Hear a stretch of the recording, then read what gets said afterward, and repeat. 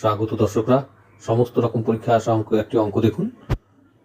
বোর্ডে অঙ্কটি দেখা যাচ্ছে 625 to the power 0.35 into 625 to the power 0.15 by 625 এর মান কত। এখন দেখুন উপরে আমরা জানি ফর্মুলা অনুযায়ী x two the power a into x two the power b equal to x two the power a plus b। সেই ফর্মুলাতে উপরে হয়ে গেল 625 টু দ্য পাওয়ার 0.35 প্লাস 0.15 অর্থাৎ 0.5। উপরে হয়ে গেল 625 টু দ্য পাওয়ার 0.5 আর নিচে হয়ে গেল 625 যেটা ছিল সেটাই।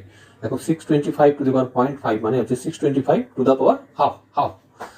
0.5টা হচ্ছে হাফ, সেই হাফটাকে আমরা লিখতে পারি রুট ওভার 625, অর্থাৎ উপরে হয়ে গেল রুট ওভার 625 আর নিচে 625ই রইল। এখন আমরা কি করছি, 625কে রুট ওভারের তলায় 25 ইন্টু 25 করে নিচ্ছি, আর তলায় হয়ে গেল 625। রুট ওভারের তলায় হয়ে গেল তাহলে উপরে 25 স্কোয়ার আর নিচে 625, অর্থাৎ হয়ে গেল